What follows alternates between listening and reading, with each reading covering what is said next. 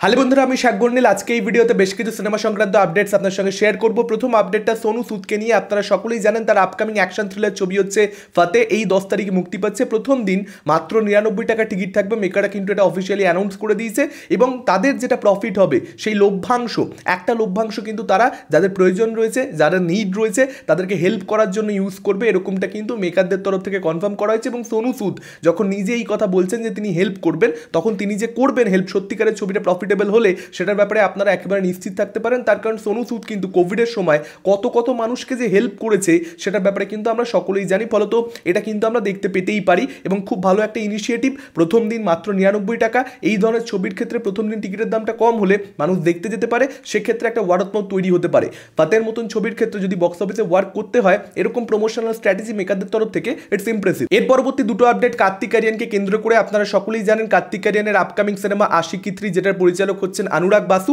সম্ভবত ছবিটার টাইটেল আশিকি 3 থাকবে। স্ট্যান্ড অ্যালোন একটা ছবি হতে পারে, অন্য একটা নাম নিয়েও সামনে আসতে পারে, কারণ টাইটেল ডিসপুট রয়েছে।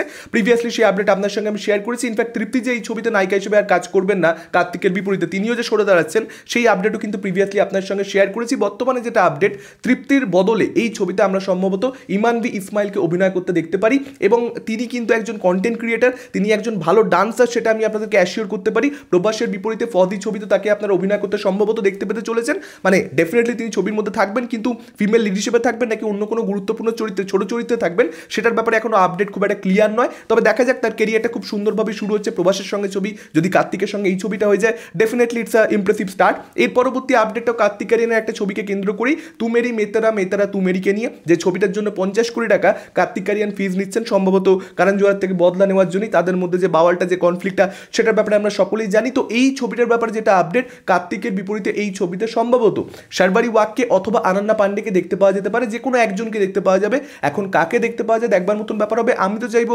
কার্তিকের বিপরীতে শারবারি ওয়াককে দেখতে। এই পেয়ারিংটা কিন্তু বেশ মজাদার হতে পারে, ফ্রেশ হতে পারে। এর পরবর্তী আপডেটটা হরর কমেডি সুপারহিরো ইউনিভার্সকে কেন্দ্র করে তারা অ্যানাউন্স করে দিয়েছে, অর্থাৎ ম্যাডডগ ফিল্ম, যে তাদের আপকামিং একটা ছবি রয়েছে যেটা টাইটেল হচ্ছে শক্তিশালিনী।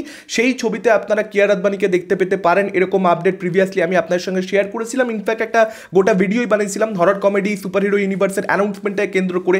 এত ইমপ্রেসিভ একটা অ্যানাউন্সমেন্ট ছিল, জাস্ট লাইক মার্ভেল, যে কারণে আলাদা করে ভিডিও করতেই হয়েছিল। সেই ছবিটাতে কিয়ারা আদবানি যে থাকবেন, মোটামুটি সেটা কিন্তু কনফার্মড হয়ে যাচ্ছে। আরও একবার আপডেট আসছে ভেরিফাইড সোর্সেস থেকে এবং সেই ছবিটা শুটিং 2025-এর এপ্রিল বা মে মাস থেকে স্টার্ট হবে, এরকমটাও কিন্তু আপডেট রয়েছে। দেখা যাক শেষ অবধি মেকারদের তরফ থেকে অফিসিয়াল অ্যানাউন্সমেন্ট এই ছবিটাকে কেন্দ্র করে কবে আসে, যে হ্যাঁ কিয়ারা আদবানি তাদের ফিমেল লিড এই ছবিতে, ইনফ্যাক্ট মেন প্রোটাগনিস্ট তিনি এই ছবিতে প্লে করবেন, সেই আপডেটটা কবে মেকারদের তরফ থেকে দেওয়া হয়। এর পরবর্তী আপডেটটা পুষ্পা 2কে কেন্দ্র করে। পুষ্পা 2 এর মেকাররা এখানে পরিষ্কার করে দিয়েছে যে 11ই জানুয়ারি তারা কিন্তু পুষ্পা 2 রিলোডেড ভার্সন মুক্তি দিতে চলেছে, যেখানে ছবিটার মধ্যে আরও 20 মিনিটের এক্সট্রা ফুটেজ থাকবে।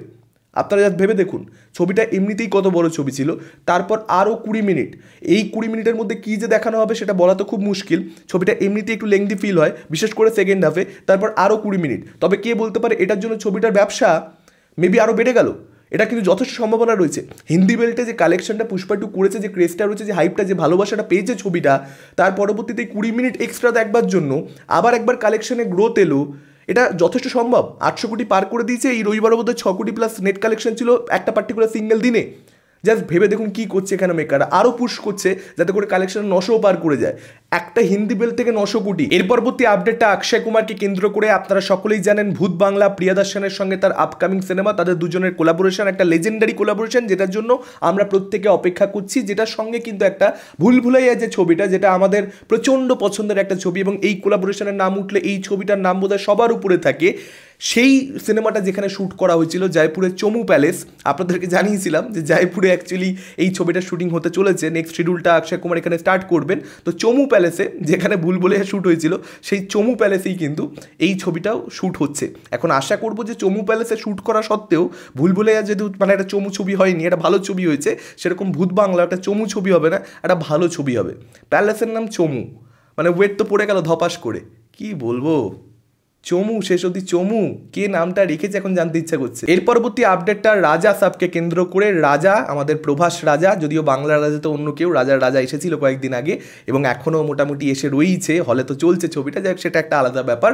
প্রভাস রাজা সাব তার ছবিটার একটা জাপানে সম্ভবত অডিও লঞ্চ ইভেন্ট হতে চলেছে, এস থামান সেরকমই হিন্টস দিয়েছেন। তিনি একদম যে ক্লিয়ার করে দিয়েছেন যে না হবেই সেরকম ব্যাপার নয়, তবে তিনি হিন্টস দিয়েছেন যে তাকে কিন্তু মেকাররা প্রত্যেকটা গানের জাপানিজ ভার্সান চেয়েছে এবং যেটার কারণেই কিন্তু এই আপডেটটা কোথাও একটা সার্কুলেট হচ্ছে যে এস থামান মনে করছেন যে সম্ভবত জাপানের রিলিজ নিয়ে, যেহেতু প্রভাসের একটা huge fan following after Baahubali 2 রয়েছে জাপানের মধ্যে পার্টিকুলারলি, যে কারণে কিন্তু মেকাররা এখানে জাপানে অডিও লঞ্চ ইভেন্টটা প্ল্যান করছে। অর্থাৎ রাজা সাবের ক্ষেত্রেও মেকাররা যে জাপানের মার্কেটটাকে খুব বড় করে টার্গেট করছে সেটা কিন্তু এখানে ক্লিয়ার হয়ে যাচ্ছে এবং প্রচুর মাস সংস থাকবে। প্রভাসকে বহু বছর বাদে আবার মাস সংসে প্রপারলি দেখতে পাওয়া যাবে এই ছবিতে এস থামান, সেটা কিন্তু এনশিওর করেছেন প্রভাসের ফ্যান্সদেরকে। দেখা যাক গানগুলো কিরকম কি হয়। এর পরবর্তী আপডেটটা নীরাজ পান্ডেকে কেন্দ্র করে, তিনি ইন্ডিয়ান ইন্টেলিজেন্সকে কেন্দ্র করে একটা ছবি নির্মাণ করতে চলেছেন, যেটা 2025 মে মাস থেকে শুটিং স্টার্ট হবে এবং 2026 সালে সম্ভবত নেটফ্লিক্সে ডিরেক্টলি রিলিজ করবে। কিন্তু যেটা খুব বড় আপডেট, মানে এই ছবিটাকে কেন্দ্র করি অ্যাকচুয়ালি কে মেনন এবং মনোজ বাজপেয়ী